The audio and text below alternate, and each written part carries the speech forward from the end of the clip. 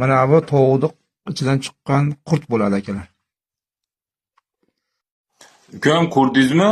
Qurtlarni xo'rozni ichida qanchalik shunchalik qurt bo'lishini. Может, sizni xo'rozingizni ichida ham shunaqa qurtlar seroptir.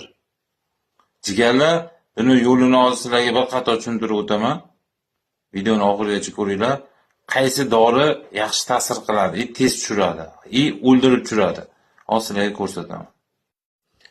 Jigar zerikib qolganingiz yo'qmi? Mana dori nomini ko'rsataman sizlarga. Mana shu dorining nomi. Bu videoda ko'proq saqlab qo'yinglar, iloji boricha, bo'lmasa podpisatga menga tashlab qo'yinglar. Qachondir qanaqadir xo'rozlaringga savol-javob nimadir kerak bo'lsa, bu videomga kirib javob topib olasizlar. Bu dorini qanchadan berishni sizlarga tushuntirib o'tsam, katta xo'roz 5 kiloni tepasidagilarga bitta butun beramiz. 4 kilolilarga yarimtadan beriladi. Jo'jalarga ham yarimtadan beriladi aka-ukalar.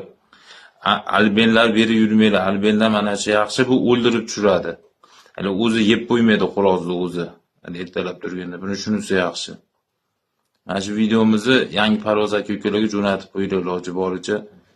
Ko'pchilikka tarqatsa foydamiz tegganimizdan xursandmiz. Aka-ukalar, podpisatga, like bosish esdan chiqmasin. Jonlaringiz sog' bo'lsin.